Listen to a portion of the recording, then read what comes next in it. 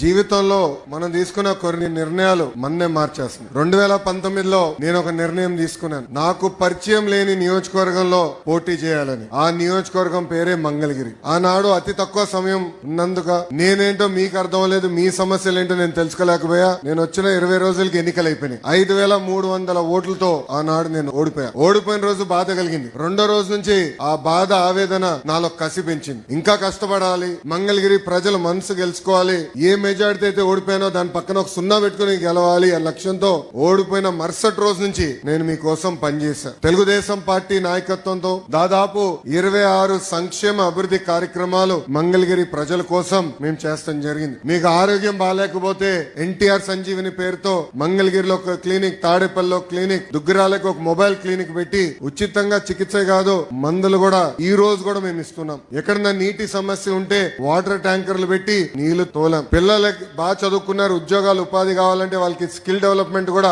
ఆనాడు మేము చేశాం. ఇంకా ఇంట్లో పెళ్లి జరిగితే నేను రాలేకపోతే స్వయంగా బట్టలు కూడా పెడతాం జరిగింది. నిరుపేద కుటుంబాలు సొంత కాలుపై నిలబడాలన్న ఆలోచనతో తోపుడు బండ్లు ఇచ్చాం. మహిళలకి ఆర్థిక స్వాతంత్రం రావాలని కుట్టు మెషినే కాదు ట్రైనింగ్ మరి ఇచ్చి కుట్టు మెషిన్ అందజేసి ఈ రోజు వాళ్ళ పని కూడా మేము కల్పిస్తున్నాం. కోవిడ్ వస్తే ప్రభుత్వం అని మర్చిపోయింది కానీ ఆనాడు నేను మర్చిపోలేదు. ఆక్సిజన్ గాని మందులు గాని అమెరికా డాక్టర్ల ద్వారా ఆన్లైన్ లో చికిత్స కూడా అందజేశాం. అవసరమైన మందులు ఇచ్చాం. ఇట్లా 26 సంక్షేమ అభివృద్ధి కార్యక్రమాలు మంగళగిరి ప్రజలకి నేను చేశాను. అది మీరు చూసి మొన్న జరిగిన ఎన్నికల్లో అందరికి దిమ్మ తిరిగే విధంగా 91,000 మెజార్టీ నన్ను గెలిపించి మీరు నన్ను శాసనసభకు పంపించారు.